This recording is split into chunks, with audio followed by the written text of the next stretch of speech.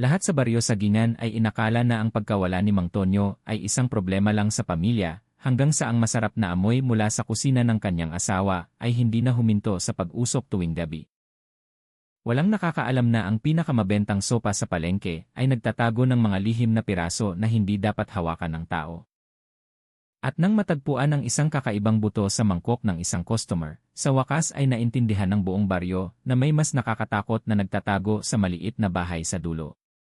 Ang mga taga-barangay Sukodadi ay sanay na makita si Mang Tonyo na nawawala sa bahay ng ilang oras, kahit isang buong araw pa. Dahil sa trabaho niya bilang tindero ng gulay, madalas siyang lumabas bago mag-umaga at umuwi kapag lumulubog na ang araw. Ngunit iba ang pagkakataong ito. Halos 5 araw na ang nakalipas at walang sinuman ang nakakita sa kanya. Wala man lang anino o ang kanyang nakagawian na tunog ng pagpadyak ng kanyang lumang bisikleta sa makipot na kalsada patungo sa palengke. Sa simula, inakala ng mga tao na bumibisita siya sa mga kamag-anak sa isang kalapit na bayan o nakakuha ng malaking order mula sa palengke ng Maynila.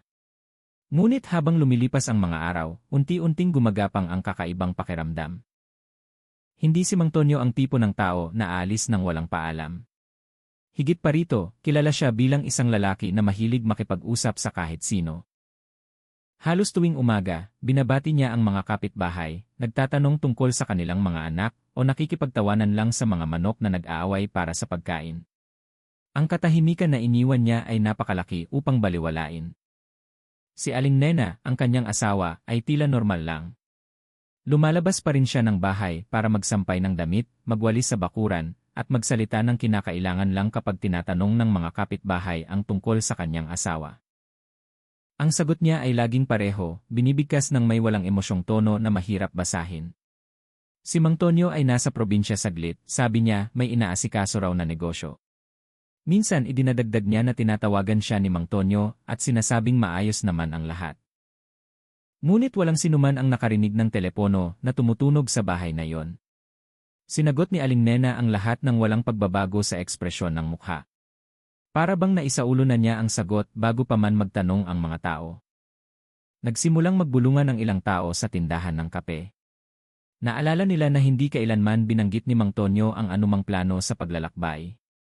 Isang araw bago siya mawala, pinag-uusapan pa niya ang pagtaas ng presyo ng sili at ang plano niyang palawakin ang kanyang tindahan. Walang senyales na alis siya ng malayo. Nang subukan ng kapitbahay na magbiro kay Aling Nena tungkol sa kung kailan babalik ang kanyang asawa, tumango lang si Aling Nena nang walang ngiti.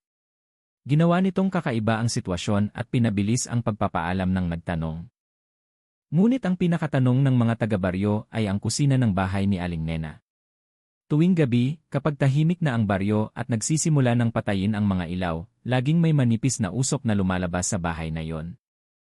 Minsan malabo lang, minsan malinaw na sapat para mapahinto ang isang dumaraan at kumunot ang noo. Walang amoy ng lutuin na karaniwang lumalabas sa kusina ng mga Pilipino. Walang amoy ng ginisa na bawang. Walang halimuyak ng mga pampalasa. Walang amoy ng pinakulong gata, tanging malabong amoy na mahirap ipaliwanag. Minsan parang sabaw, minsan parang may pinakuluan ng matagal. Sa tuwing dumadaan ang mga tao sa gilid ng bahay na yon, nakikita nila ang liwanag ng apoy mula sa likod ng bintana ng kusina. Gumagalaw-galaw na para bang may nagluluto ng marami. Ngunit ang ikinagulat nila, hindi kailanman nakita si Aling Nena na nagbebenta ng pagkain o nag-imbita ng bisita. Dati, bago nawala si Mang Tonyo, bihira silang magluto ng marami. Simple lang ang buhay ng mag-asawa at halos laging kumakain ng sapat lang. Ngayon ay kabaligtaran, buhay ang kusina ng bahay na yon habang ang ibang mga bahay ay tulog na. May isang maliit na insidente na nagpatindi sa mga bulungan. Isang gabi, isang binata na nagngangalang Cardo ang umuwi sa makipot na eskinita sa tabi ng bahay ni Aling Nena. Inamin niya na nakarinig siya ng tunog na parang isang malaking kaldero na dahan-dahang inilipat. Hindi lang isang beses, kundi paulit-ulit. Para bang may naglilipat ng mabigat na bagay, ngunit pinipilit na hindi maging maingay. Huminto sandali si Cardo at tumingin sa bintana ng kusina. Mahinang dilaw na liwanag at dahan-dahang gumagalaw na anino. Hindi niya makita ng malinaw, ngunit ang anino ay parang isang tao na matagal nang nakayuko sa harap ng mesa sa kusina. Ang kinilabutan niya ay nang maramdaman niya na may isa pang mas mataas na anino na nakatayo sa likod niya. Ngunit nang siya ay kumurap at tumingin muli, walang laman ang bintana. Mula noon, mas lalong kumalat ang mga tsismis. May nagsasabi na nagkasakit si Mang Tonyo at dinala sa bahay ng kamag-anak. Mayroon ding nagsasabi na tumakas siya dahil sa utang. Ngunit walang isa man sa mga hinala na iyon ang talagang makatotohanan. Lalo na nang maalala nila na hindi kailanman nagkaroon si Mang Tonyo ng malaking problema sa kahit sino. Maaaring matigas ang ulo niya ngunit hindi siya ang tipo ng tao na tumatakbo mula sa problema. Mas lalong nag-alala ang mga kapitbahay nang may taga-baryo na sumubok na magbiro kay Aling Nena tungkol sa amoy ng lutuin sa gabi. Tiningnan lang ni Aling Nena ang taong iyon ng ilang segundo nang napakatagal bago sumagot. Sabi niya ay nagluluto lang daw siya ng sabaw para ibenta sa mga tindero. Ngunit walang tindero sa palengke ang umamin na nakakuha ng supply mula sa kanya. Para bang nagluluto si Aling Nena ng isang bagay para lang sa kanyang sarili o para sa isang bagay na walang sinuman ang nakakaalam. Ang pagkawala ni Mang Tonyo ay nagsimulang maramdaman na parang isang malaking butas sa gitna ng baryo. Habang lumilipas ang mga araw, mas marami ang hindi naniniwala na siya ay talagang nasa probinsya. Ngunit walang anumang ebidensya upang salungatin si Aling Nena. Walang takot o kalungkutan. Sa katunayan, mukha siyang mas kalmado kaysa karaniwan na para bang walang mali. Ngunit ang kalmadong iyon ang nagpapahirap sa pagtulog ng mga tao. May isang bagay na hindi pangkaraniwan na nangyayari, isang bagay na hindi pa maipaliwanag. Ang baryo Sukodadi ay dahan-dahang nilukuban ng tahimik na tensyon, at lahat iyon ay nagsimula sa isang bagay. Ang pagkawala ni Mang Tonyo, isang simpleng lalaki na hindi kailanman inakala na siya ang magiging pinagmulan ng pagkabalisa ng isang buong baryo. Gabi-gabi, ang kusina ng bahay ni Aling Nena ay patuloy na umuusok. Habang lumilipas ang mga araw, ang kakaibang amoy mula sa kusina ng bahay ni Aling Nena ay mas madalas na naamoy. Sa simula, inakala ng mga tao na nag-eksperimento lang si Aling Nena ng bagong resep. Baka sinubukan niyang magbukas ng maliit na negosyo upang madagdagan ang kita matapos ang kanyang asawa na hindi pa rin nagpapakita. Ngunit may isang bagay na hindi natural sa amoy na yon. Hindi ito amoy ng sinigang na manok, hindi rin amoy ng karne ng baka o kambing. Ang amoy ay masarap, napakasarap pa nga at halo-halo ng kaunting kakaibang pampalasa. Nang humihip ang hangin mula sa direksyon ng kusina ni Aling Nena patungo sa maliit na kalsada ng baryo, huminto ang ilang taga-baryo at dahan-dahang inamoy, sinubukang hulaan kung anong sangkap ang niluluto niya. Ngunit walang sinuman ang makapagkumpara nito sa mga Pilipinong lutuin na alam nila. Si Aling Tina, isang kapitbahay na pinakamalapit sa bahay ni Aling Nena, ay nagsimulang makaramdam ng pagkahilo tuwing naamoy ang amoy na yon. Sa simula, inakala niya na sipon lang iyon. Ngunit habang mas madalas na lumilitaw ang amoy, mas lumalakas din ang biglaang pagduduwal na sumasakit sa kanya. Nagsuka pa nga siya ng kaunti nang dumaan lang siya sa harap ng bahay ni Aling Nena sa gabi. Nagmadali siyang umuwi habang tinatakpan ang ilong niya ng kanyang panyo. Nang tanungin ng kanyang asawa, sinabi niya na hindi niya alam kung ano ang mali. Basta lang, ang amoy na iyon ay nagpaparamdam sa kanya ng kilabot ng walang dahilan. Isang hapon, ang masarap na amoy ay muling naamoy. Ngunit, sa pagkakataong ito ay mas matalas kaysa karaniwan. Huminto sa pagtatrabaho ang ilang taga-baryo na naglilinis ng kanal at nagtinginan. May sumubok na magbiro na baka nagluluto si Aling Nena ng maraming sopas para ibenta. Ngunit ang biro na iyon ay hindi nagpapagaan ng pakiramdam. Sa halip, mas nagtanong sila kung talagang nagluluto para ibenta, saan napunta ang lahat ng pagkain na iyon. Hindi kailanman nagkaroon ng bumibili na dumating. Walang tindero ang umamin na nakatanggap ng padala ng sangkap mula sa kanya at hindi kailanman nakita si Aling Nena na may dalang malaking lalagyan palabas ng bahay.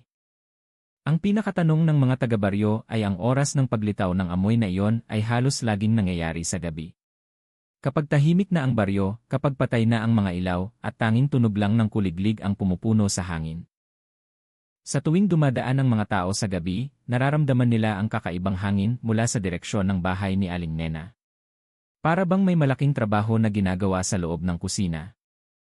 Tunog ng kaldero na gumagalaw, tunog ng pinapakuluan ng matagal, at paminsan-minsan ay mahinang tunog na hindi maipaliwanag. Isang gabi, si Mang Ambo, ang kapitan ng barangay na ang bahay, ay nasa 2 eskinita mula sa bahay ni Aling Nena, ay nagpa siya na lumibot sa baryo upang tiyakin ang seguridad. Hindi niya nilayon na maghinala, naramdaman lang niya na napakaraming tsismis na kumakalat. Nang dumaan siya sa dulo ng eskinita patungo sa bahay ni Aling Nena, ang amoy ay tumusok sa kanyang ilong. Hindi lang masarap kundi may isa pang layer ng amoy na nagpahinto sa kanya. Hindi niya alam kung ano, ngunit bigla na lang ay tumayo ang lahat ng kanyang balahibo. Ang ilaw sa kusina ng bahay ni Aling Nena ay maliwanag na nakasindi at ang anino ng isang tao ay tila dahan-dahang gumagalaw sa likod ng kurtina. Ngunit walang naririnig na boses ng tao na nagsasalita. Walang tunog ng telebisyon o musika, tanging tunog ng isang bagay na pinapakuluan ng matagal. Akala niya ay kakatok siya sa pinto, ngunit ang kanyang mga paa ay kusang umatras, para bang ang kanyang katawan ay tumangging lumapit sa bahay na iyon. Nang umuwi siya at ikinuwento ito sa kanyang asawa, sinabi agad ng babae na madalas din siyang nakakaramdam ng hindi magandang pakiramdam tuwing dumarating ang amoy na iyon. Samantala, sa isa pang maliit na bahay, isang ina na nagngangalang Aling Rosa ay madalas na nagrereklamo ng pagkahilo tuwing binubuksan niya ang bintana. Sinimulan pa nga niyang iwasan ang pagdaan sa eskinita patungo sa bahay ni Aling Nena. Sabi niya ay parang dumidikit ang amoy sa kanyang lalamunan na nagpapatingin sa kanya ng paulit-ulit. Ngunit ang pinakakinatatakutan niya ay ang masasamang panaginip na madalas niyang maranasan. Panaginip tungkol sa isang tao na nagluluto ng isang bagay habang ang kanyang mukha ay natatakpan ng madilim na anino. Hindi siya kailanman naglakas loob na sabihin ito sa kahit sino maliban sa kanyang asawa. Samantala, si Aling Nena ay nanatiling normal. Lumalabas siya ng bahay sa umaga at hapon para lang bumili ng kaunting pampalasa o pangangailangan sa bahay. Hindi siya kailanman nagdadala ng maraming pinamili na mas lalong nagpapagulo sa mga taga-baryo. Kung gayon, saan nanggagaling ang mga sangkap ng lutuin na ang amoy ay kumakalat tuwing gabi? Nang tanungin tungkol sa amoy, ngumiti lang ng bahagya si Aling Nena. Ang ngiting iyon, sa hindi malamang dahilan, ay nagpaparamdam sa mga tao ng hindi komportable. Sinabi niya na sinusubukan niya ang isang recipe ng sopas na pamana ng pamilya at hindi niya ibinebenta dahil nagluluto lang siya para sa kanyang personal na imbakan. Ngunit ang kanyang sagot ay tila hindi tugma sa dalas at dami ng masarap na amoy na lumalabas sa bahay na iyon. Walang pamilya ang nagluluto ng ganito kadalas ng walang layunin. Walang nagluluto ng ganito karami para kainin mag-isa. Nagsimulang pag-usapan ng mga taga-baryo ang isang bagay na sa simula ay itinuturing na napaka-ekstremong banggitin. May kaugnayan ba ang amoy na iyon sa pagkawala ni Mang Tonyo? Sinubukan nilang itapon ang ideyang iyon, ngunit habang mas pinipilit nila, mas lumalakas ang hinala. Lalo na ng isang gabi, isang maliit na bata na naglalaro ng taguan ay biglang tumakbo ng takot at sinabing may nakita siyang parang kamay na nakasabit malapit sa kalan ng kusina nang sumilip siya sa siwang ng bintana. Sinubukan ng mga magulang na pakalmahin ang bata, sinabing baka nagkamali lang siya ng tingin sa anino. Ngunit kumalat ang kwento ng hindi mapigilan. Mula noon, wala nang batang naglakas loob na maglaro sa paligid ng eskinita ng bahay ni Aling Nena. Ang amoy ay patuloy na dumarating. Habang lumilipas ang mga araw, mas matalas itong lumalabas sa mga siwang ng lumang bahay na iyon. Kumakapit sa hangin ng gabi, pumapasok sa ilong ng sinumang dumadaan, at nag-iwan ng kakaibang pakiramdam na mahirap ipaliwanag. Habang tumatagal, naramdaman ng mga taga-baryo na anumang niluluto ni Aling Nena sa kusina na iyon ay hindi dapat lutuin. Sa palengke ng Belambangan, na tuwing umaga ay laging punong-puno ng ingay ng mga tindero at mamimili, biglang lumitaw ang isang bagong nagtitinda na nakakuha ng pansin ng lahat. Simple lang ang kanyang pwesto, tanging isang lumang mesa na kahoy na may malaking berdeng termos at ilang puting mangkok na luma sa ibabaw nito.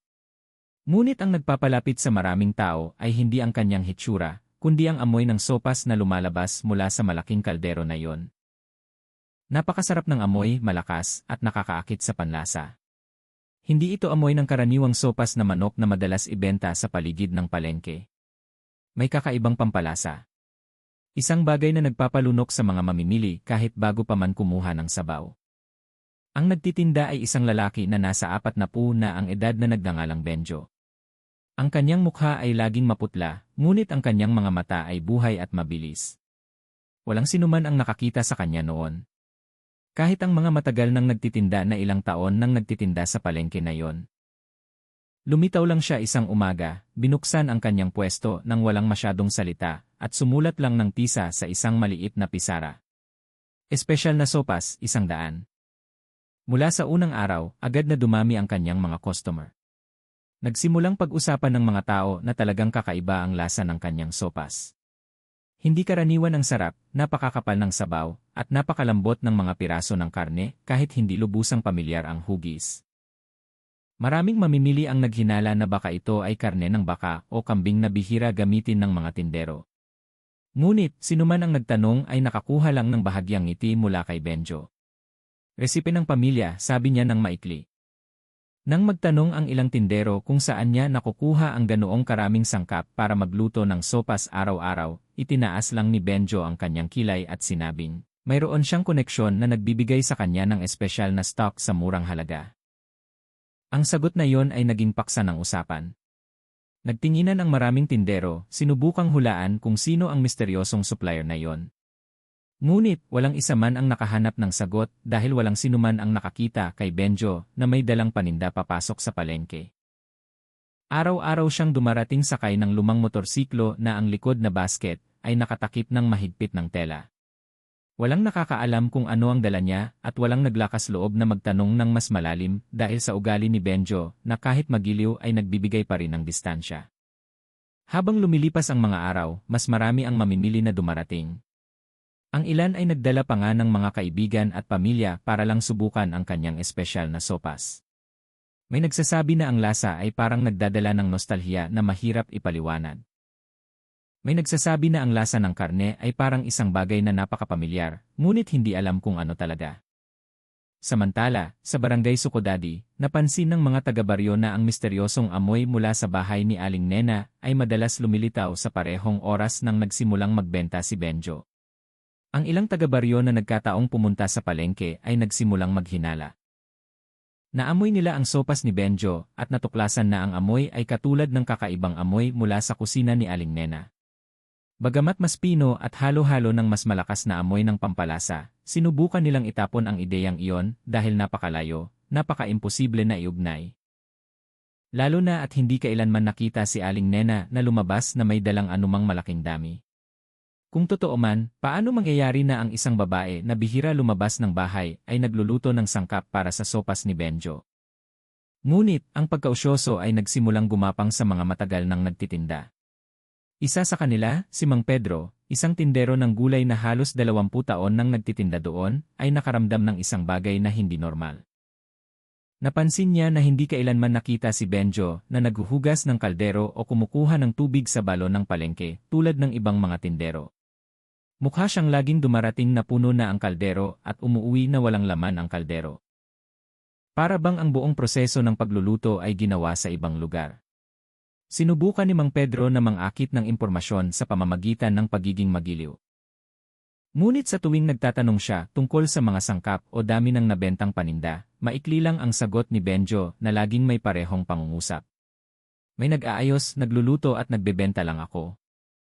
Ang sagot na iyon ay mas lalong nagpatindi sa pagkausyoso ng maraming tindero. Lalo na at tila hindi naman masaya si Benjo sa pera na kinikita niya sa pagbebenta. Bihira siyang magbilang ng pera ng maingat, hindi kailanman nakita na ngumiti ng kontento kapag marami ang kanyang mga customer, at laging nagsasara ng tindahan bago tanghali. Bagamat marami pa ring mamimili ang gustong bumili. Para bang ang pagbebenta ng sopas ay hindi ang kanyang pangunahing layunin. Para bang ginagawa lang niya ang isang gawain na kailangan niyang ulitin araw-araw. Nagduda ang ilang tindero na baka kasama si Benjo sa isang mas malaking bagay. Ngunit nang walang ebidensya, walang magawa kundi subukan na sumilip sa mga gawain ni Benjo. Isang binata sa palengke, isang kargador na nagngangalang John, ay sumubok na sundan si Benjo nang umuwi ito. Ngunit, mabilis masyado ang pagmamaneho ni Benjo ng motorsiklo at nawala si John sa isang kanto malapit sa kalsada patungo sa barangay Sukodadi. Nang ikinuwento ni John iyon sa kanyang mga kaibigan, nagsimula silang maghinala na baka hindi si Benjo ang nagluluto ng kanyang sopas. Baka mayroong isang tao sa likod ng lahat. Isang tao na nakakaalam kung paano gumawa ng nakakalito na lasa na yon. Isang tao na kayang magbigay ng mga sangkap na hindi kailanman nakita na pumasok sa palengke. Nagsimulang banggitin ang pangalan ni Aling Nena. Sa simula, ang bulungan ay lumitaw lang sa maliit na grupo, ngunit dahan-dahang kumalat. May nagsasabi na ang amoy ni Aling Nena ay kaparehong-kapareho ng amoy ng sopas ni Benjo. May nagsumpa na nakita si Benjo na naglalakad patungo sa eskinita ng bahay ni Aling Nena sa gabi. Bagamat walang matibay na ebidensya, mayroon ding nagsimulang maalala na ang pagkawala ni Mang Tonyo ay nangyari ilang araw lang bago biglang lumitaw si Benjo na may espesyal na sopas. Ang mga kwentong iyon ay mas lalong nagpalalim sa misteryo. Ngunit, walang naglakas loob na pagsamahin ang lahat ng malakas. Lahat ay nanatili lang bilang hinala na namumuo, naghihintay na may mangyari. Samantala, tuwing umaga, mas dumadami ang tao sa palengke na may mahabang pila sa harap ng pwesto ni Benjo. Walang nakakaalam kung saan nanggaling ang lahat ng sangkap na iyon. Walang nakakaalam kung ano talaga ang niluluto. Isang bagay lang ang alam nila, napakasarap ng sopas na yon para palampasin. Nang hindi nila namamalayan, sila ay nagiging bahagi ng isang mas madilim na bagay kaysa sa isang espesyal na lutuin. Hindi kailanman naging malapit si Carlo sa kanyang amang tuhod, si Mang Tonyo, ngunit laging maganda ang kanilang relasyon. Mula pagkabata, si Mang Tonyo ang nag-alaga sa kanya nang ang kanyang ina ay nagtatrabaho sa labas ng bayan. Bagamat lumaki si Carlo at nanirahan sa Maynila para mag-aral at magtrabaho, madalas pa rin siyang tumawag para lang magtanong ng balita o tiyakin na maayos ang kanyang ina. Ngunit sa nakaraang ilang linggo, may maliit na pagbabago na nagpapabalisa sa kanya. Kadalasan, sasagutin ni Mang Tonyo ang telepono sa loob ng 2 o 3 ring. Mahabang kwentuhan tungkol sa presyo ng gulay, reklamo ng mga tindero, o maliliit na bagay sa baryo. Ngunit sa huling pagkakataon na sila ay nagkausap, iba ang pakiramdam. Ang boses ni Mang Tonyo ay mas mahina na parang may pinipigilan. Naalala pa ni Carlo na biglang natapos ang tawag na yon na nag-iwan ng malaking tanong sa kanyang puso. Nang gabing iyon, kakauwi lang ni Carlo mula sa trabaho at sinubukan niyang tawagan si Mang Tonyo. Gaya ng dati, nagring ng matagal bago sinagot. Sa kabilang linya, humihinal ang boses ni Mang Tonyo. Hindi parang isang tao na kakalakad lang ng mabilis, kundi parang isang tao na matagal nang nagpipigil ng hininga. Nagbiro si Carlo, tinatanong kung nagtatago ang kanyang amang tuhod sa mga inang naniningil ng utang sa pautang. Tumawa ng pilit si Mang Tonyo at sinabing abala siya sa kusina. Ngunit bago pa man makapagtanong pa si Carlo, may narinig siyang malakas na tunog ng pagkahulog ng isang bagay, parang isang malaking kaldero o isang mabigat na bagay na tumama sa sahig. Ang tunog ay nakakagulat. Pagkatapos noon, naging magulo ang koneksyon. Narinig ang tunog ng pagkaskas ng mikropono at ang boses ni Mang Tonyo ay parang bumubulong na tumatawag sa pangalan ng isang tao. Pagkatapos ay katahimikan, naputol ang tawag ng walang pagkakataon na magtanong kung ano ang nangyari. Mula ng gabing iyon, sinubukan ni Carlo na tumawag muli ng ilang beses, ngunit laging patay ang cellphone ni Mang Tonyo. Sa simula, sinubukan niyang tawagan ang kanyang ina, ngunit si Aling Nena ay sumagot lang ng basta-basta. Sinabing sira ang cellphone ni Mang Tonyo.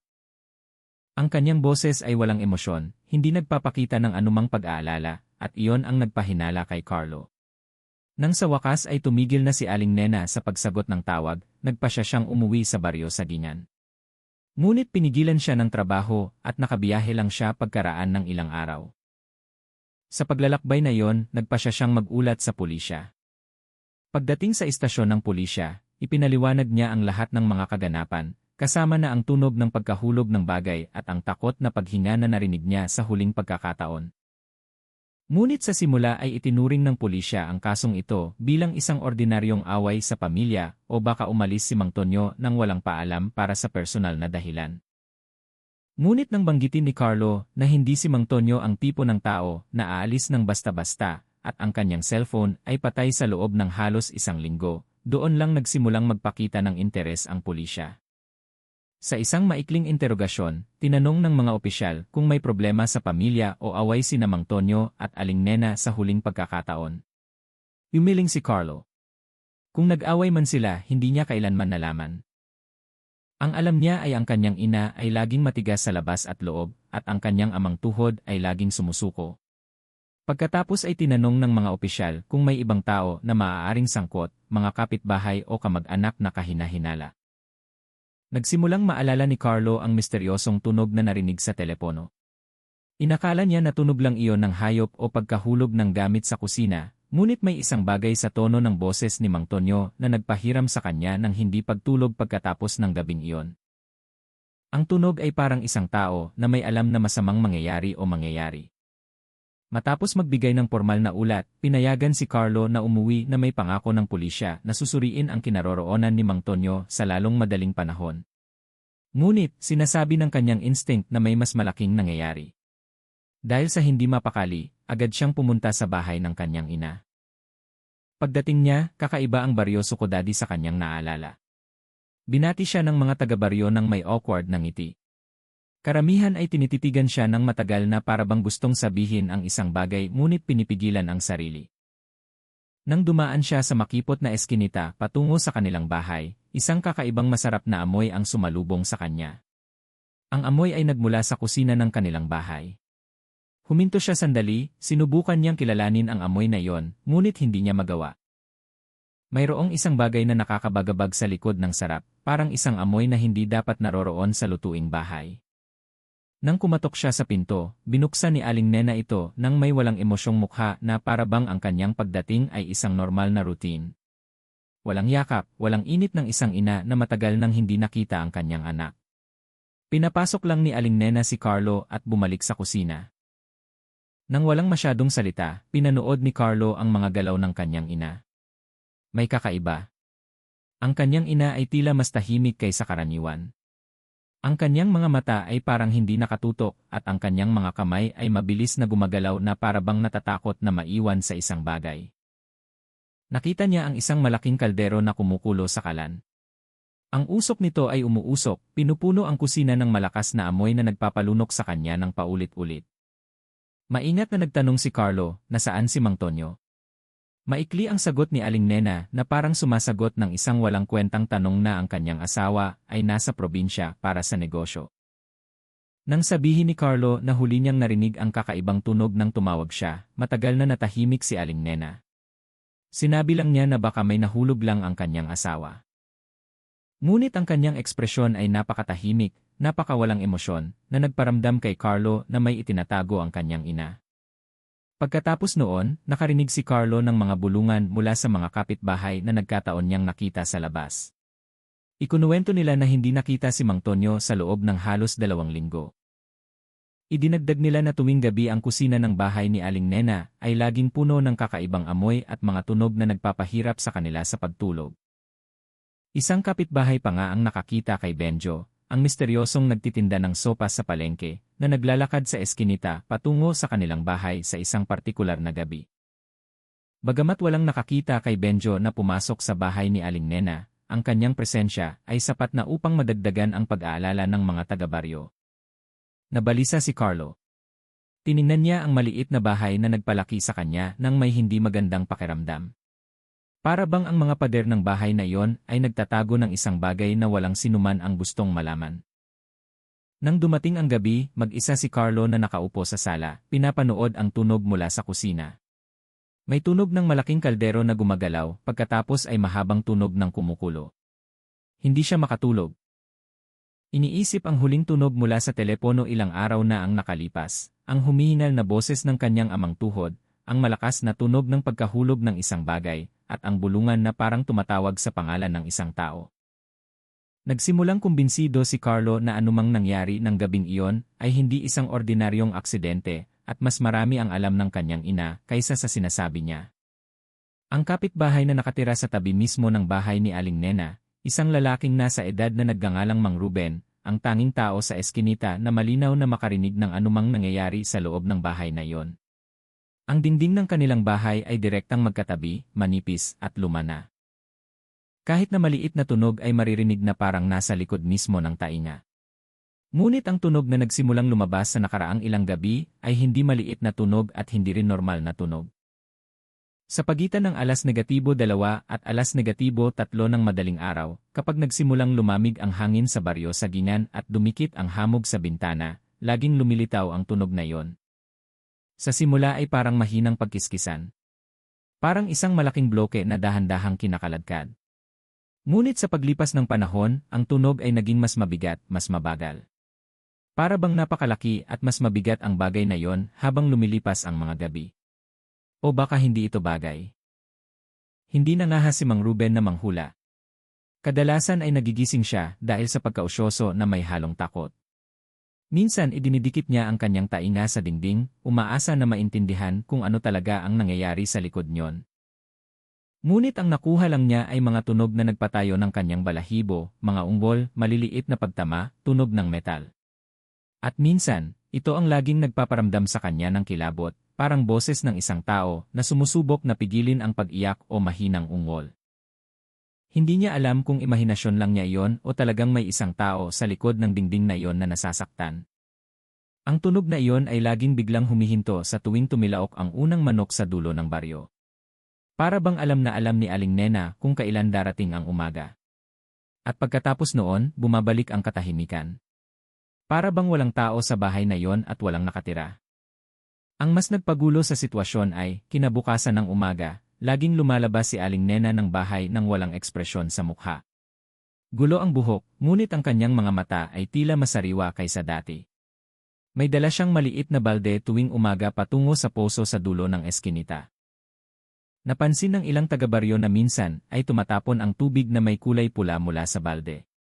Agad itong nilinis ni Aling Nena gamit ang kanyang paa at isang lumang basahan. Nang tanungin, sumagot siya ng masungit, tubig ng pinaghugasan ng karne nyo, huwag kayong makialam. Walang naglakas loob na magtanong pa. Kahit ang mga madaldal na ina ay pinili na manahimik, yumuko, at agad umalis. Alam ng lahat ang ugali ni Aling Nena. Magiliw kung may magandang muod, ngunit maaaring maging mapusok na parang paputok kung bahagyang nasaktan. Si Mang Ruben mismo ay naranasan na yon. 2 taon na ang nakalipas, sinaway niya si Aling Nena dahil sa pagtatapon ng basura kung saan-saan. Ginantihan siya ni Aling Nena ng pagbato ng plastik na plato at pagmumura hanggang sa nagkulong si Mang Ruben sa bahay sa loob ng 1 linggo. Kaya naman hindi na niya binalak na magtanong pa. Ngunit sa ika-4 na gabi, ang tunog na narinig niya ay mas lalong hindi normal. Sa pagkakataong ito ay hindi lang mabigat na pagkiskisan, kundi parang may hinihila mula sa hagdan o sa magaspang na ibabaw na sinamahan ng malakas na tunog ng pagtama ng duk, duk, 2 o 3 beses. Pagkatapos noon ay sinundan ng tunog na parang isang metal na bagay na tumama sa sahig. Nagising si Mang Ruben na nakaupo. Malamig ang pawis ng kanyang katawan. Nagising ang kanyang asawa, ngunit mahigpit niyang hinawakan ang braso ni Mang Ruben nang may pag-aalala. Sige na, Mang, hayaan mo na. Huwag mo nang pakinggan. Wala tayong alam, ano, sabi niya ng mahina. Ngunit hindi napigilan ni Mang Ruben ang kanyang pakiramdam. Nang gabing iyon, naglakas loob siyang sumilip mula sa maliit na bintana malapit sa bubong na nakaharap sa likod bahay ni Aling Nena, dahan-dahan siyang sumilip na parang isang tao na nanonood ng isang bagay na hindi niya dapat makita. Ngunit iyon ang nagpahinto sa tibok ng kanyang puso. Sa ilalim ng mahinang liwanag ng lampara sa kusina, nakita ang anino ni Aling Nena na nakayuko, may buhat na malaki at mahabang bagay sa sahig. Mukha siyang hirap na ilipat ito sa mesa. Mabigat ang kanyang mga galaw, putol-putol ang kanyang katawan. Mula sa kanyang posisyon, panandalian lang nakita ni Mang Ruben.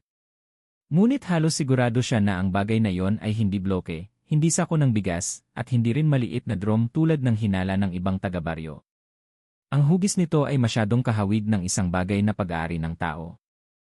Kumuha si Aling Nena ng isang bagay na parang malaking kutsilyo o itak, at pagkatapos ay sinimulan niyang hampasin ang bagay na yon gamit ang tumpak na bahagi.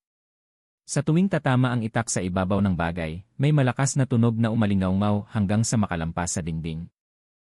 Nanginig ng husto si Mang Ruben. Tinakpan niya ang bintana gamit ang kanyang kamay habang pinipigilan ang kanyang hininga. Gusto niyang sumigaw, gustong hilahin ang kanyang asawa palabas ng bahay at tumakas, gustong mag-ulat sa kapitan ng barangay. Ngunit alam niya na nang walang ebidensya, iisipin lang siyang nagkakalat ng paninirang puri. At isa pa, paano kung tama ang hula ng mga tao? Paano kung talagang gumagawa si Aling Nena ng isang bagay na walang sinuman ang nangahas na isipin? Matapos huminto ang tunog, bumalik si Mang Ruben sa kanyang kama. Ngunit hindi siya makatulog hanggang umaga. Ang patuloy na bumabalik sa kanyang isip ay ang anyo ni Aling Nena na nagtatrabaho sa kusina sa hating gabi na napapalibutan ng masarap na amoy na nitong nakaraang araw ay mas madalas na naamoy palabas ng kanilang bahay. Nang gabing iyon, sa wakas ay bumulong si Mang Ruben sa kanyang sarili. May dapat mag-ulat. Kung hindi, baka may maging susunod na biktima. Ngunit mas malaki pa rin ang kanyang takot kaysa sa kanyang tapang. At habang ang takot na iyon ay nakagapos pa rin sa lahat ng taga-baryo, ang bahay sa dulo ay mananatiling lugar na nagtatago ng madilim na lihim na baka kumain na ng isang buhay o higit pa. Ang lalaking nasa edad na ay dumating nang nanghihina ang mga hakbang, parang isang tao na nagtipon ng lahat ng kanyang tapang at nawala ang kalahati nito sa pagpunta sa istasyon ng pulisya. Ang pangalan niya ay Mang Lito, isang driver ng bus na madalas huminto sa palengke ng Belambangan para mag-almusal bago bumalik sa terminal. Nang araw na yon, maputla ang kanyang mukha, gusot ang kanyang damit, at nanginginig ang kanyang mga kamay habang hawak ang cellphone. Sa waiting area ng istasyon ng pulisya, matagal siyang umupo ng walang inik. Nakatingin lang sa pinto na parabang pinag-iisipan kung ang desisyon na iulat ang isang bagay na ito ay tamang hakbang o magpapahamak lang sa kanya sa mas malaking problema. Ang pulis na nagbabantay ay ilang beses na nagtanong ng kanyang layunin. Ngunit si Mang Lito ay tumango lang ng nag-aalinlangan at humingi ng oras. Matapos ang ilang minuto na pakiramdam niya ay mga oras, sa wakas ay tumayo siya at lumapit sa mesa ng opisyal na may mga hakbang na parang hinihila. "Sir, gusto ko pong mag-ulat," sabi niya ng mahina. Ang kanyang boses ay paos at halos hindi marinig. Ang pulis na nagbabantay, si SA-2 Mike, ay tumingin sa kanya na nakataas ang kilay. "Mag-uulat ng ano, Mang?" Lumunok si Mang Lito at pagkatapos ay tumingin sa likod na pinto ng istasyon ng pulisya. Tinitiyak na walang ibang tao sa paligid. "Ito po ay tungkol sa sopas sa palengke, sir." Gustong tumawa ng bahagya ni SA-2 Mike. Ngunit pinigilan niya ang sarili dahil nakita niya kung gaano kapanapanabik ang mukha ni Mang Lito. "Sopas? Bakit sa sopas?" Kinuha ni Mang Lito ang kanyang cellphone na nanginginig ang mga kamay. Para bang ang maliit na aparato na iyon ay mas mabigat pa sa bato.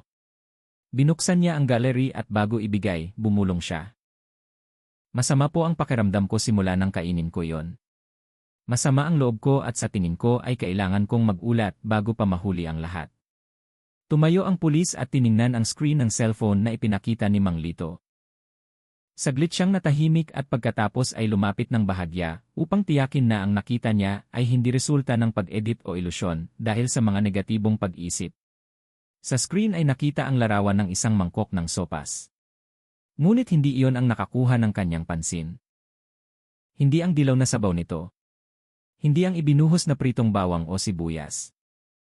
Sa gilid ng mangkok sa pagitan ng mga piraso ng karne at buto ay may isang piraso ng buto na may kakaibang hugis, mahaba, bahagyang kurbado, at may mga katangian na hindi normal para sa laki ng buto ng baka o manok, lalo na ng kambing. Malambot ang hugis, segmented. At sa isang dulo nito ay may tila gasgas na hindi galing sa ordinaryong pagkatay ng hayop.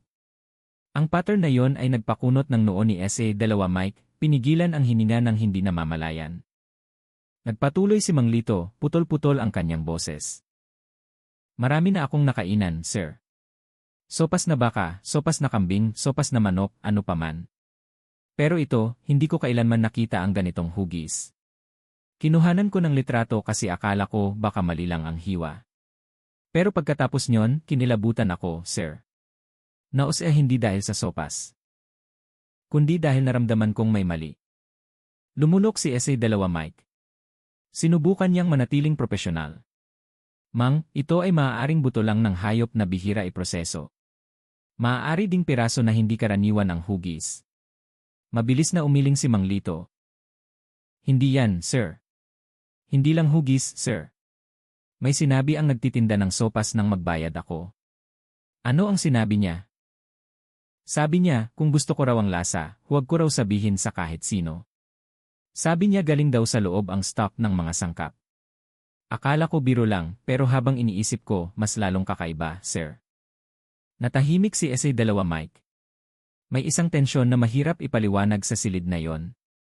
Ngayon, nagpatuloy si Mang Lito, at kaninang umaga nakita ko sa balita sa group chat ng mga taga-baryo. May ulat daw ng nawawalang tao na ang pangalan ay Mang Tonyo. Tinignan ni Mang Lito ang pulis na may pulang mata na basa sa takot. Sir, baka nakakain ako ng isang bagay na hindi dapat kainin ng tao. Ang sinabing iyon ay nagpatayo ng balahibo ni S.A. Mike. Tinawag niya ang kanyang kasamahan, si Patrolman Bino, upang suriin pa. Sinuri ni Bino ang litrato at pagkatapos ay pinalaki ang bahagi ng buto. Ikinaling niya ang kanyang ulo na tila naguguluhan at medyo kinikilabutan. Parang ito. Tama na, mabilis na putol ni S.A. Mike, alam kung saan patungo ang pag-isip ng kanyang kasamahan. Pinaupo nila si Mang Lito at pinakwento ang lahat mula sa simula. Kailan niya binili ang sopas, ilang beses siyang kumain doon, paano ang ugali ng nagtitinda, paano ang kanyang pwesto. Sinagot lahat ni Mang Lito ng detalyado. Sinabi niya na ang nagtitinda ng sopas ay hindi isang tao na nakita niya noon.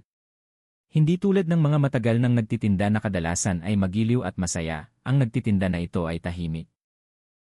Walang emosyon ang kanyang boses, walang ekspresyon ang kanyang mukha na parang isang tao na nagtatrabaho sa ilalim ng presyon.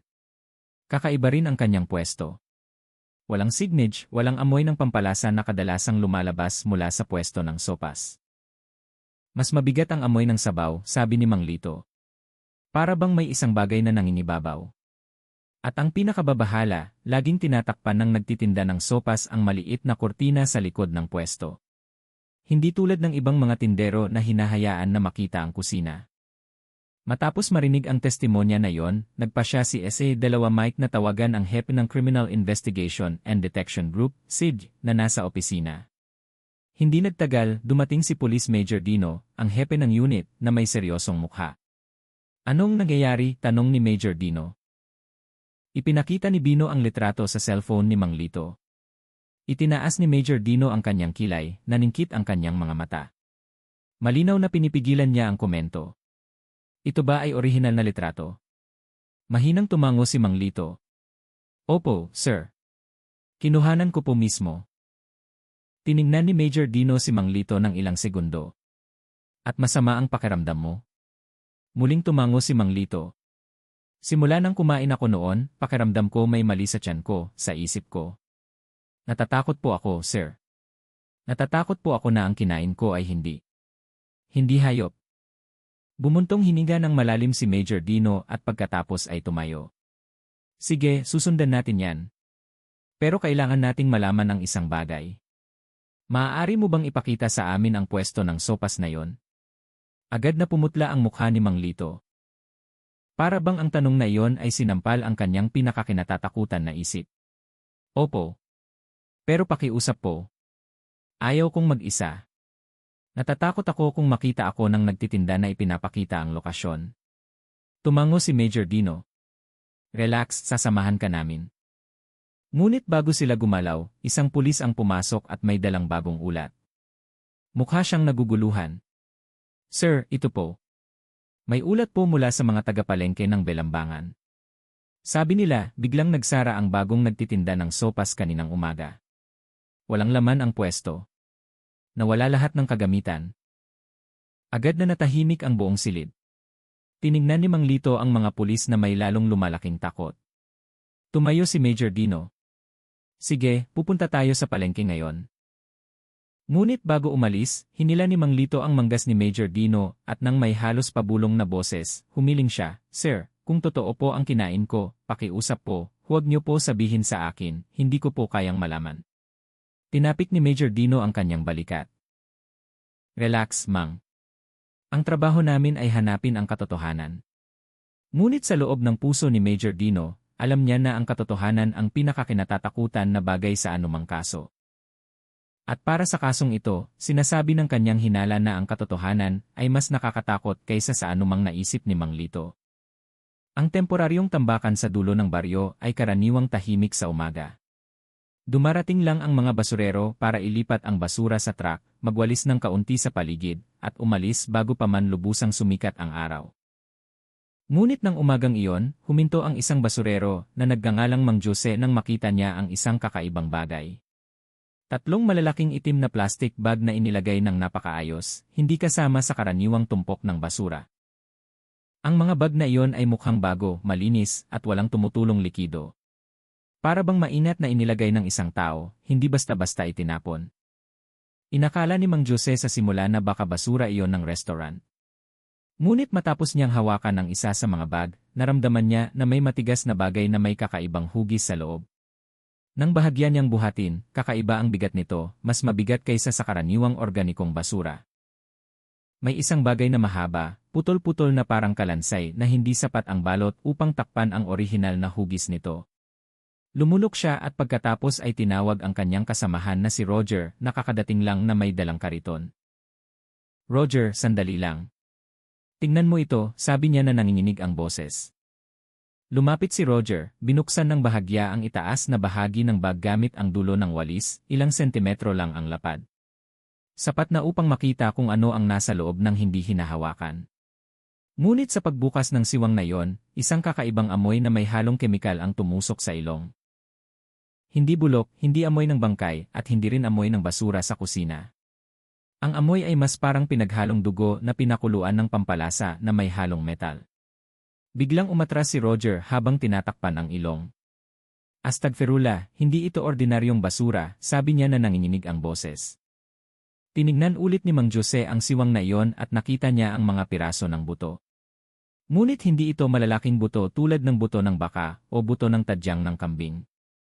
Mas maliit ito, mas pino na may hindi karaniwang kurbadang hugis. At ang ilang piraso ay parang naputol ng matalas na kasangkapan. Nagpasya si Roger na isara muli ang bag, i-report natin, huwag na nating buksan ulit. Ngunit ang kinilabutan sa kanila ay hindi lang ang mga buto. Sa isa pang bag, sa pamamagitan ng maliit na punit sa plastik, nakita ni Mang Jose ang isang bagay na nagpahinto sa daloy ng kanyang dugo sandali. Isang manipis na tela, basa, at gusot, kulay asul na may puting guhit. Kinilala niya ang tela na yon dahil ilang araw lang ang nakalipas, si Mang Tonyo, ang tindero ng gulay ng ayon ay hinahanap, ay suot ang parehong damit na may parehong disenyo nang pumunta siya sa palengke ng maaga sa umaga. Roger, hindi ba ito ang damit na suot ni Mang Tonyo? Tiningnan ng maigi ni Roger. Pumutla ang kanyang mukha. Totoo. Iyan ang kanyang damit nang huli ko siyang nakita na suot niya nang humingi siya ng tulong upang buhatin ang sako sa likod ng palengke noon. Diyos ko! Umatras si Mang Jose ng ilang hakbang. Malakas ang tibok ng kanyang puso. Ibig sabihin, hindi ito basta-basta basura. Tawagan natin ang pulisya ngayon. Huwag na nating patagalin. Agad silang tumawag sa lokal na istasyon ng pulisya. 7 minuto lang ang kinailangan bago dumating ang 2 motorsiklo ng pulisya na sinundan ng isang patrol car. Isa sa mga pulis na dumating ay si Patrolman Bino. Siya ang taong kakatapos lang mag-asikaso sa testimonya ni Mang Lito tungkol sa misteryosong sopas. Nang makita niya ang mga bag, agad na naging seryoso ang mukha ni Bino. Huwag hawakan, hintay natin ang forensic team. Ngunit ang mga taga-baryo na nagsimula ng magtipon sa paligid ng tambakan ay lalong nagpatindi sa sitwasyon. Malumanay na bulungan ang pumuno sa hangin. Anong buto iyon? Hindi yan baka, hindi rin manok. Iyan ang damit ni Mang Tonyo. Diyos ko! Ang mga bulungan ay lalong umalingaw-ngaw na nagpabalisa sa ilang taga-baryo. Isang ina pa nga ang biglang naupo ng nanghihina habang tinatakpan ang kanyang mukha, hindi kayang isipin ang posibilidad na nagsisimula ng mabuo sa isip ng lahat. Matapos dumating ang forensic team, mas maingat nilang binuksan ang mga bag lahat ng opisyal ay biglang natahimik nang makita ang kumpletong nilalaman sa loob. Mga piraso ng buto na may maliit hanggang katamtamang sukat. Ang ilan ay may maayos na hiwa, ang ilan naman ay putol-putol ng hindi regular. Hindi mukhang galing sa isang uri ng hayop ang mga buto. Mahabang buto, maikling buto. Mga piraso na parang bahagi ng kasukasuan, lahat ay halo-halo ng mga labi ng karne na durog na parang pinakuluan o pinroseso sa mataas na temperatura. Ang mas nagpatindi sa tensyon ng pulisya ay ang pagkakatuklas ng 2 pang bagay sa loob ng isa sa mga bag, isang butons ng damit na kakaiba na may maliit na ukit sa gitna. Ang ukit na yon ay nakita na sa damit ni Mang Tonyo at isang piraso ng sinulid na gamit sa pagtatahi na ang kulay ay kapareho ng damit ng lalaki. Sinubukan ni Bino na manatiling propesyonal ngunit hindi niya maitago ang kanyang paghinga. Sapat na ito bilang paunang ebidensya na mayroon tayong seryosong bagay dito, sabi niya sa pinuno ng forensic team. Ngunit, higit pa sa pisikal na ebidensya, mayroon pang ibang bagay na nagpakilabot sa mga opisyal. Ang sukat ng mga piraso. Walang malalaking piraso, walang buong bahagi ng katawan, walang anumang maaaring agad na makilala sa paningin. Para bang lahat ay sadyang dinurog ng napakaliit? Para bang ayaw ng isang tao na makilala ang bahagi na yon? O mas nakakatakot pa, para bang ang bahagi na yon ay naiproseso na para sa isang partikular na layunin? Nagsimulang isecure ng pulisya ang lugar, gumawa ng linya ng paghihiwalay, at itinulak ang mga taga-baryo palayo. Ngunit, isang binata ang matapang na sumigaw mula sa likod ng hanay. Sir, tiyak na may kinalaman iyan sa bagong pwesto ng sopas na biglang nagsara ng buong araw. Agad na lalong nagulo ang mga tao dahil sa sigaw na yon. Mabilis na lumingon si Bino at tiningnan ang binata. Alam mo ba kung nasaan ang pwesto? Mabilis na tumango ang binata. Opo, sir. Sa likod ng palengke ng Belambangan. Maliit na pwesto na laging nakasarado ang kurtina. Nang marinig ang lokasyon na yon, si Mang Lito na nagkataong kasama sa tambakan matapos hilingin ng pulisya na tumulong sa pagkakakilanlan ng lugar ay agad na sumandal sa poste. Ang kanyang mukha ay mukhang mas maputla kaysa dati. Iyan ang pwesto na sinasabi ko, sir. Nagtinginan si Bino at Major Dino. Ang pagkatuklas ng kakaibang buto, damit ni Mang Tonyo, ulat ng nawawalang tao, testimonya ng bumili ng sopas, at ngayon ang paglitaw ng pisikal na ebidensya sa tambakan. Lahat ay nagsimulang magkonekta ng dahan-dahan, bumubuo ng isang madilim at nakakatakot na larawan. Ngunit, isang bagay pa rin ang hindi malinaw. Sino ang nagtapon ng mga bag na ito? Sino ang nagdurog ng mga piraso ng buto ng ganito kaliit? At bakit naroroon ang damit ni Mang Tonyo? Ang sagot sa lahat ng tanong na iyon ay patungo lang sa isang lugar, ang bahay sa dulo na pag-aari ni Aling Nena. Ang bahay na mula ng nakaraang ilang linggo ay naging sentro ng madilim na bulungan sa baryo. Sa wakas ay nagsalita si Major Dino ng mahina ngunit matatag, umalis na tayo ngayon. Ang bahay na iyon ay kailangan suriin. At sa gayon, ang tensyon sa baryo ay pumasok sa bagong yugto. Isang yugto kung saan ang katotohanan ay dahan-dahang lumilitaw ng isa-isa sa paraang hindi kailanman naisip ng sinuman. Ginawa ang pagsalakay eksaktong 3:00 ng madaling araw nang ang baryo ay tulog pa at tanging tunog lang ng kuliglig ang pumutol sa katahimikan. Matagal nang patay ang mga ilaw ng bahay ng mga taga-baryo. Ngunit sa bahay ni Aling Nena, ang tanging liwanag na natitira ay nagmula sa mahinang ilaw ng kusina. Para bang sadyang hinayaan na nakasindi para sa isang bagay na hindi pa natatapos. Tahimik na dumating ang pulisya. 3 kotse na walang sirena at 2 motorsiklo ang huminto ilang metro mula sa bahay. Itinaas ni Major Dino ang kanyang kamay upang magbigay ng senyas na mabilis ngunit kalkulado ang paggalaw ng lahat. Kinubkob nila ang bahay upang tiyakin na sarado ang lahat ng pinto at bintana. Pagkatapos ay nagbilang si Major Dino gamit ang kanyang mga daliri. Pagkaraan ng 5 segundo, isang malakas na tunog ng pagsira ng pinto ang pumutol sa gabi. Pulis, bukas ang pinto, paghahanap, sigaw ng isa sa mga miyembro. Hindi na kinailangan ng pinto ng higit sa 2 hampas bago bumukas. Pagpasok ng pulisya, agad silang sinagupit ng malambot na amoy ng pampalasa na may halong mainit na hangin.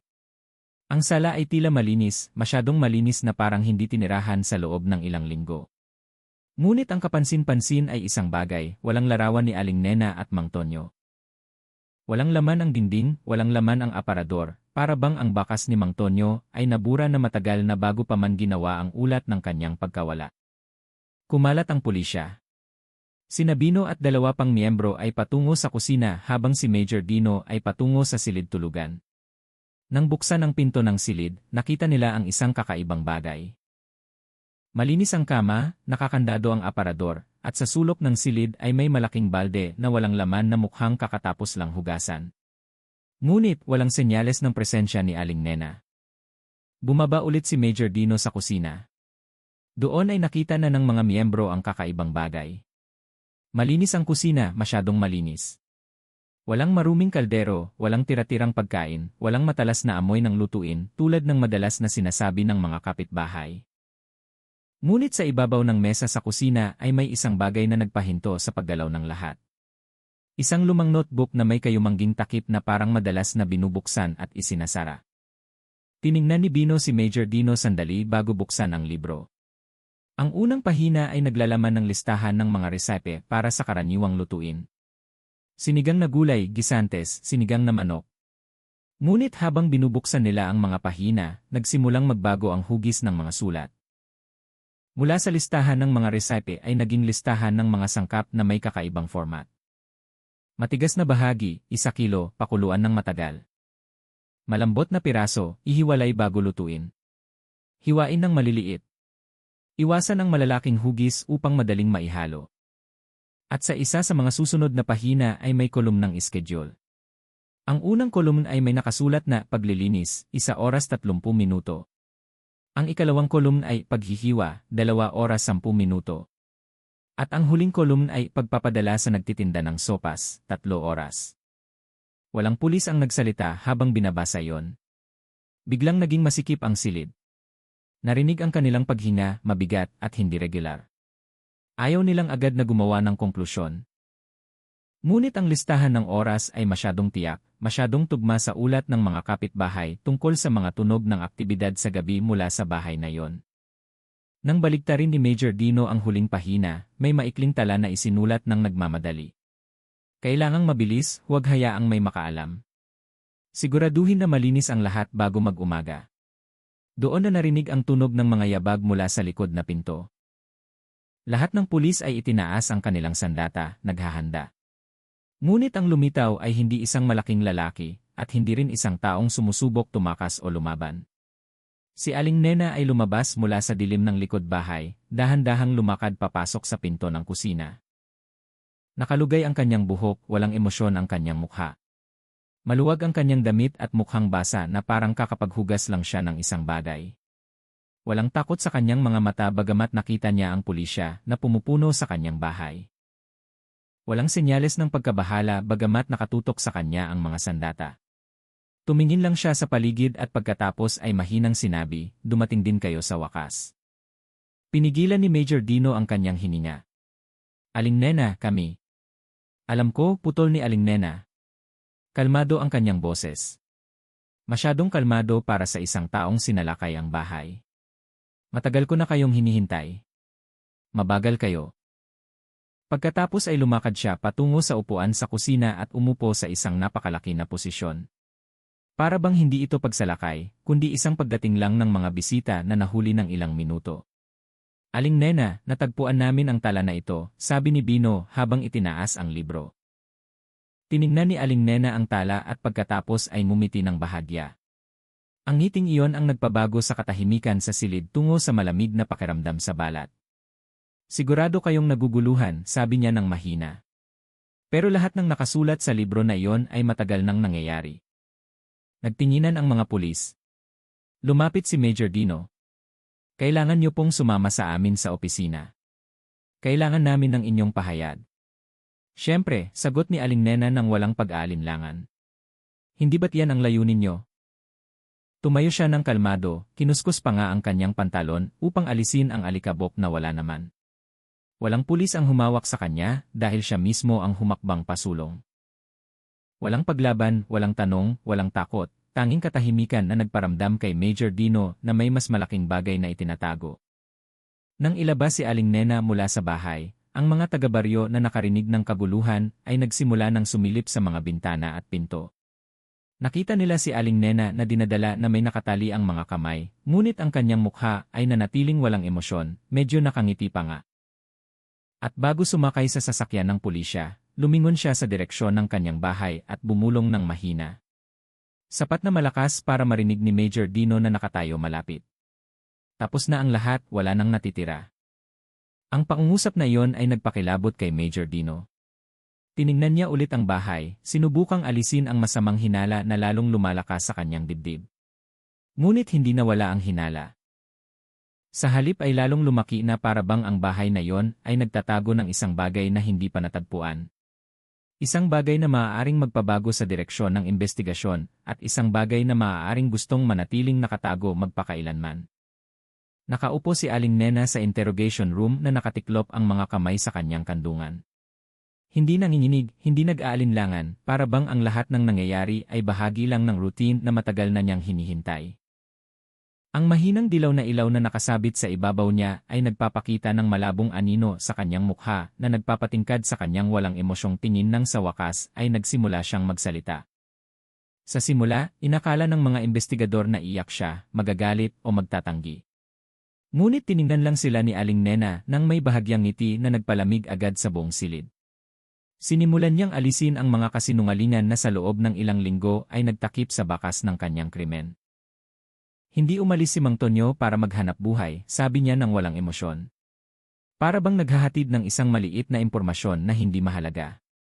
Matagal na siyang gustong umalis pero hindi para maghanap buhay. Umalis mula sa bahay na ito, mula sa akin. Mula doon nagsimulang mabuksan ang buong kwento. Ang mga pulis na nakarinig ay nagtinginan lang. Dahil habang mas marami siyang ikinukwento, mas nagiging malinaw na ang lahat ng kanyang ginawa ay hindi kusa, kundi sa pamamagitan ng isang serye ng mga plano na maingat niyang inayos. Ipinaliwanag ni Aling Nena kung paano siya nagtanim ng sama ng loob sa loob ng ilang buwan kay Mang Tonyo na sa kanyang tingin ay mas mahal pa ang sarili nitong negosyo kaysa sa pamilya.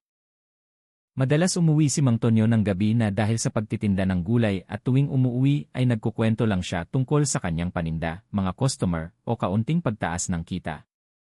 Para sa kanya, karaniwan lang iyon. Ngunit para kay Aling Nena, lahat ng iyon ay parang senyales na hindi na siya kailangan. Naramdaman niya na mas lalo siyang hindi pinapahalagahan. Dagdag pa, hindi talaga stable ang kanilang ekonomiya. Madalas ubos na ang pera ni Mang Tonyo bago pa man siya umuwi. At si Aling Nena na nag-aasikaso sa kusina ay naramdaman na parang isang pandagdag lang na hindi pinapahalagahan. Ang rurok ng lahat ng sama ng loob na iyon ay nang marinig ni Aling Nena ang balita mula sa isang tao na madalas daw nakikita si Mang Tonyo kasama ang isang babae sa palengke. Bagamat ang babaeng iyon ay isang regular na customer lang na madalas humingi ng diskwento, ngunit para kay Aling Nena na nag-aalab na sa hinala, ang balita na iyon ay sapat na upang patunayan ang kanyang sama ng loob. Nang gabing nangyari ang lahat, mas maaga umuwi si Mang Tonyo kaysa karaniwan. Mukha siyang pagod at gusto lang maligo at magpahinga. Ngunit ang tunog ng pagkahulog ng plato ay nagpabalik sa kanya ng reflex. Si Aling Nena na nakatayo ng walang emosyon ang mukha ay biglang pinukpok siya ng isang mapurol na bagay. Sa investigasyon, hindi niya kailanman binanggit ang anumang pagsisisi. Kahit nang tanungin ng pulisya kung bakit niya ginawa iyon sa oras na hindi lumaban si Mang Tonyo. Dahil kung hihintayin kong lumaban siya, maingay, maikli niyang sagot. Ang pangungusap na iyon ay nagpakilabot sa isa sa mga investigador. Ngunit ang pinakamalaking kasinungalingan na nabunyag ay hindi lang ang kanyang ginawa na pagpatay sa sarili niyang asawa, kundi kung paano niya inalis ang mga bakas nito sa paraang hindi inakala. Inamin ni Aling Nena na matapos niyang tiyakin na hindi na humihinga si Mang Tonyo, isinara niya ang lahat ng bintana, nilok ang pinto, at sinimulan ang tinatawag niyang si paglilinis. Isang proseso na pinlano niya batay sa notebook na natagpuan ng pulisya. Bawat bahagi ay naitala, mula sa oras na kinakailangan upang hiwain, ihiwalay ang mga buto, hanggang sa kung paano samahan ang amoy nito ng mga pampalasa sa kusina. Alam pa nga niya kung kailan kailangan buksan ang kalan upang hindi kahina-hinala ang amoy ng lutuin. Nang tanungin ng mga investigador kung bakit niya isinulat ang lahat na parang recite, sumagot si Aling Nena habang nakayuko para walang malimutan. Ayaw kong maging pabaya. Ayaw kong matagpuan siya. Ngunit, isang malaking pagkakamali ang sumira sa lahat ng kanyang plano. Ibinenta niya ang ilang sangkap bilang stock sa nagtitinda ng sopas na kakatapos lang magbukas ng pwesto sa palengke. Sa simula ay para lang alisin ang ebidensya. Ngunit nang makita niya ang nagtitinda na nagsasabing galing sa Iloob ang stock niya, naramdaman ni Aling Nena na ligtas siya. Walang maghahanap kay Mang Tonyo sa kainan. Walang magtatanong kapag nakita nilang masarap ang sopas na yon. Ngunit, hindi niya kailanman inakala na may customer na magdududa sa hugis ng mga buto. Ang mga kasinungalingan na matibay niyang binuo sa loob ng ilang araw ay gumuho dahil lang sa isang mangkok ng sopas na hindi kinain ng malinis. Nang ikinumpronta ng pulisya ang katotohanan iyon, hindi nagulat si Aling Nena. Tumango lang siya ng mahina na parang isang estudyante na tumatanggap ng resulta ng pagsusulit na hula niya na. Walang pagsisisi sa kanyang mukha. Tanging kakaibang kasiyahan dahil ang kanyang plano, bagamat nabigo, ay nagtagumpay pa rin na pag-usapan siya ng lahat. Nang tanungin ng pulisya kung nagsisisi siya, Tiningnan sila ni Aling Nena ng diretsyo nang hindi kumukurap. Hindi, sabi niya. Nagsisisi lang ako dahil masyado akong nagtiwala sa sarili. Sa pagtatapos ng pag-amin na yon, ang lahat ng piraso ng misteryo na nagpagulat sa baryo Sagingan ay nagsimulang magkabit-kabit. Maaaring naloko ng mga kasinungalingan ni Aling Nena ang maraming tao. Ngunit isang maliit na pagkakamali na itinuring niyang walang halaga ang sa wakas ay nagbunyag ng lahat ng takot na tahimik niyang itinago sa likod ng kanyang maliit na bahay sa dulo ng baryo.